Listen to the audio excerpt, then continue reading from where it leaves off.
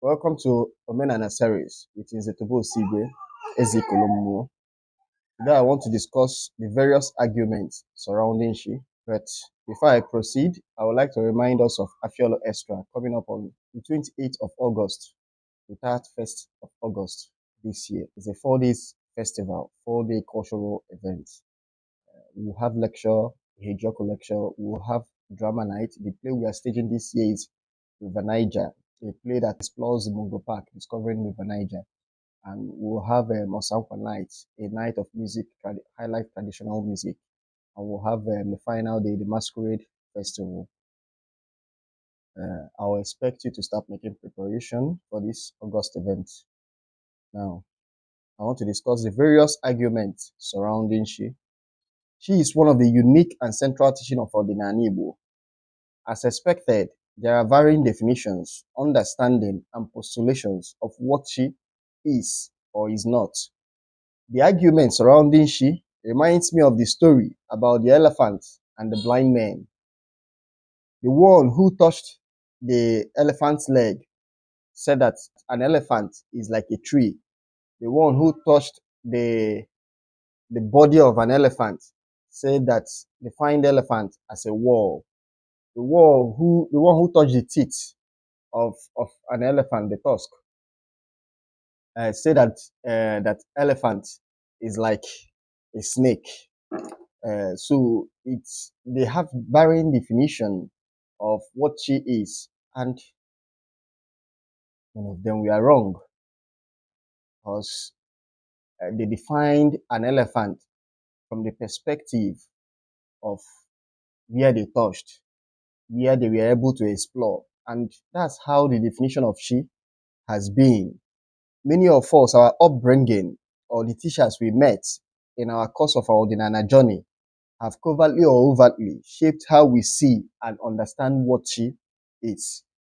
So we have different dissenting, at times complementing definitions of what she is.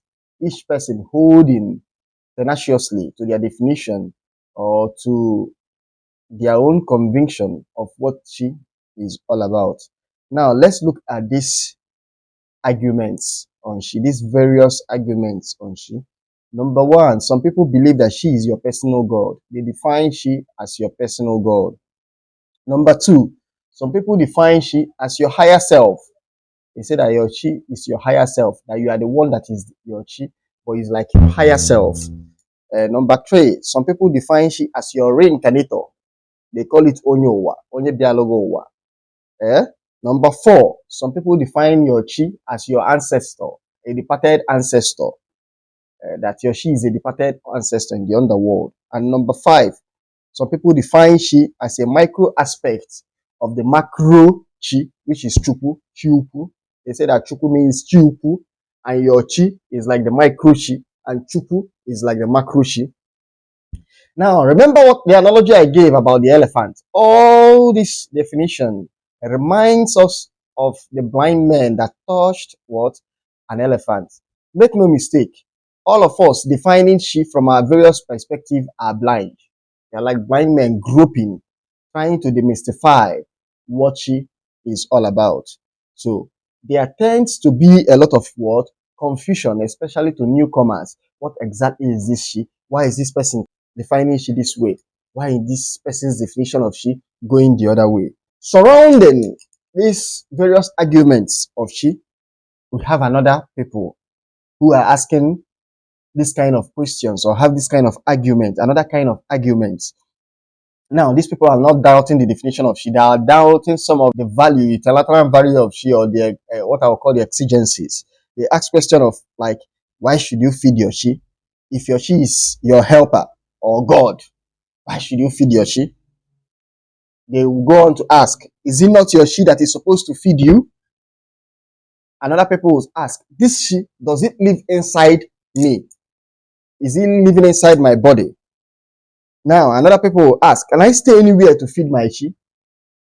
Or must it be where I'm from? That I must feed my chi where I am from? In my father's house or in my own house, in my village? Some go on to ask, must I spill blood while feeding my chi?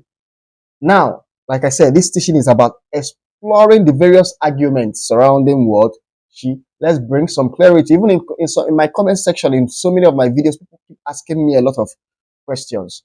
Now, this video is to clarify some of these words. Question. Let's explore these various words argument. But before I do, I will invite all of us to have what an open mind and forget any preconceived stand on this very matter.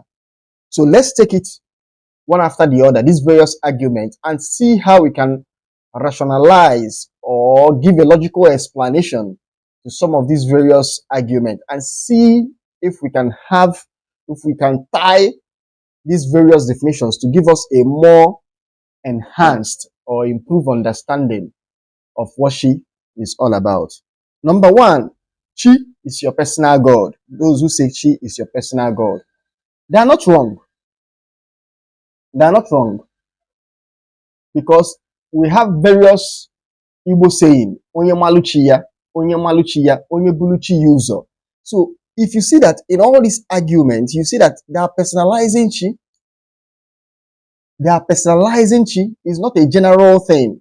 One chi is not for everybody. So there is a personal chi to you. Whether you call this chi spirit, God, guide, helper, savior, messiah is irrelevant. The point is, it's personal to you.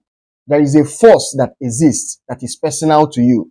There is a force assigned to your journey of life. This is one of the things that distinguishes ordinary Igbo spirituality. This teaching of chi is personalizing chim. Asino nwere chioma na chi emwanya. You will never hear an Igbo person say chi anyị emwanya. They say chi mwanya, chi mwanya. My own chi, they understand that your chi is different from the other person's word, chi. That a man cannot go beyond their chi. We have several proverbs buttressing this point. So this chi is personal to you. If you like, call this chi God. Is she a personal God? Yes. Those who define she as a personal God are defining it from this perspective, because it's personal to you. This force is personal to you. This spirit is personal to you. This savior is personal to you. This messiah is personal to you. This being is personal to you.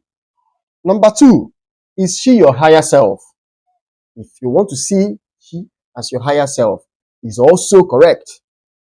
If you say that chi is not a God, that is not a spirit, that is just you, a higher you, the spiritual you, that means that is those who say that is that spirit wearing this human form.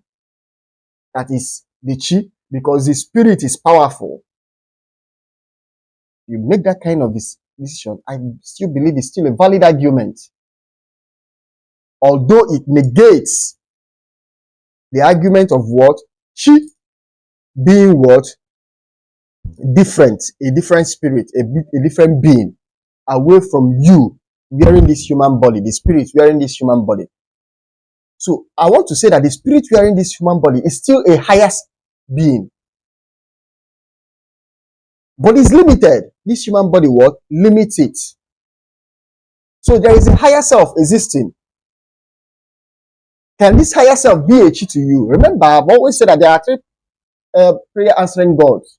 Yourself, your chi, and your what? Ancestors.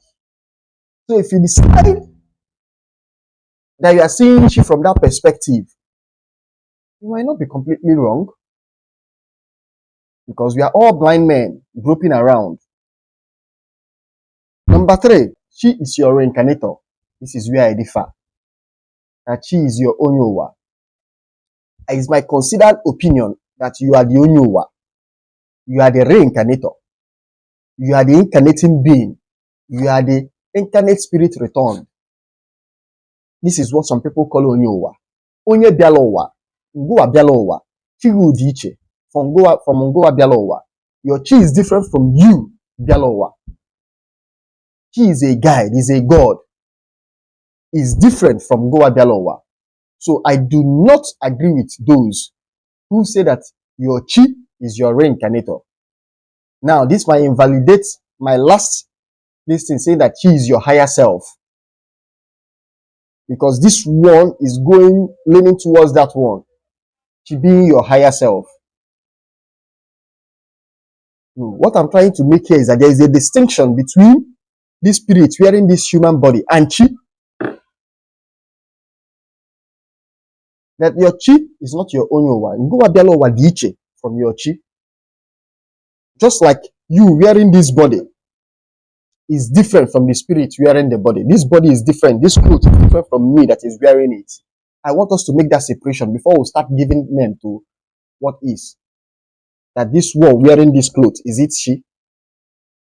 I'm trying to say that the reincarnator is different from the body. Onyowa diiche from chi, because she plays a specific role. Onyowa belibiowa, or belijowa, or belibi this world. Manachi is trying to help onye bialowa. Obronya bialowa. So number 4, is she a departed ancestor? Likely, because the only people more interested in your success in this life are your ancestors. The only people truly interested, the only people your success or your failure will benefit or affect are your ancestors. If you succeed in this life, it's to the glory of your ancestors. If you fail, it's to their shame. So can your chi be your ancestor? That guide, if we start seeing she from the guide, from the aspect of guide, God, personal God, that is interested in your personal welfare, you see that yes, your ancestors, one of your ancestors can be a chi to you, because they are more interested, they are more invested in your what? Success. Number 5, is she a micro aspect of the macro chi, macro God, Chupu?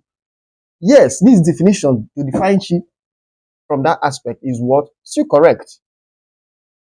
Here, she is being clearly removed from the whole ancestor thing, from the whole human thing, from the whole this thing. I'm being given a micro aspect, a microcosm of Chukwu, that spark. That chi is that spark energizing every living thing. That's where the aspect of that even a stone has a chi, a tree has a chi, a water has a chi, even the air has a chi, that every living thing has a chi, is from this definition it comes. And this definition is still not wrong. We must know that several truths can coexist. Like I say, we are all blind men. The person that touched the tree trunk that said that the teeth of an elephant is a serpent was not far from the truth. And the person that touched the leg of an elephant and says it's like a tree is still not wrong. So all these various definitions, most of them are not far from the truth. We should embrace them and see how it will help us understand, have a more elevated, a more comprehensive meaning on what she is. Now, let's look at other brands of arguments. Why should you feed your she if your she is your helper? Now, I've said in one of my teachings, all these things that we say that we are feeding our she, we are feeding our ancestors. Do our ancestors really eat all those things? No. What they eat is that thought. What they benefit from is that thought that these things are done in their name, is the happiness that they derive from it. It's the symbolism that they get from that act. Our people say, but nevertheless, the Ogalanya is expecting a form of gesture from the Obuye to show that he or she cares. Is that gesture that the big man is interested in? When your child greets you in the morning, do you eat that greeting? No. But is that gesture? When your child gives you, like, for example, my daughter once wrote something, "I love you, daddy," and it's just the gesture that even the scribbling looks kind of, you have to struggle to understand what she wrote, because she was still a young girl there. It's the gesture that matters. So it's the gesture. So feeding you of your shit, what is important there is the gesture. Remember, if you look at it from the physical perspective, you are the one eating all those things. Let's not make any mistake about it. Some people tend to believe that the spirit, they eat the spiritual aspect. And I ask, is if that thing you feed once in 4 months, is it what they are going to, or once in 1 year, or at times some people do once in 6 years? Is it what that means they will starve? Is the thought that matters. That's the most important thing. Is it your shit that is supposed to feed you? People say, Ogojum, njuogo. Is when you show concern that you are concerned about a particular thing. That's when that thing will also do what? Show back concern. Even in the Christian Bible, in Deuteronomy, we see God giving a lot of conditions. The Christian God giving a lot of conditions. If you do this, I will do that. Life is basically trade by barter. Even there is a social contract, even in politics, between the government and the governed. There is always a contract. Anything that is going to work, there is a contractual obligation binding the parties. Does my sheep live inside me? No, your sheep does not live inside you. That's why I keep saying, who lives inside you is the only Bialowa. That spirit that has returned, the incarnating spirit is the one living inside you. I've always said, many mystics tend to believe, and I join them in believing that two spirits do not inhabit inside a body. Anytime that it happens, it becomes a case of demon possession. Just like it's only one person that can wear this clothes per time. Can another person steal it and wear it? It's possible. But at a material time, it's only one person that can do what? Wear it. For two people to struggle to wear this clothes at a time, it will be a problem. So can I stay anywhere to feed my sheep? Yes. My Abia people or Imo people will say Alabotu. Can stay anywhere in the world to feed your sheep. Must I spill blood while feeding my sheep? It's between you and your sheep. The only thing is that it's generally believed that in ordinary Igbo that we use this. This is how we do it. It's more of a cultural thing. And this is how it must be done. In Igbo culture, this is how we do it. The culture evolves. Omenani evolves. Ordinana does not evolve, but Omenani evolves. If it suits your sheep for your sheep to use cabin biscuits, fine. It suits your sheep for you to just use money and go and feed some people and buy things and give people and do giveaway, or even share a recharge card to people as a way of feeding your sheep. And your sheep, you and your sheep, you are okay with it. The agreement, that's your own social contract with you and your sheep. There is no problem. So I hope that we have addressed this argument to a reasonable extent. I'll wait in the comment section. If you still have some dissenting or consenting or there's still need for clarification, I'll do it in the comment section. Please share this video, save this video, and I hope it helps those who have a lot of questions surrounding this issue. Thank you.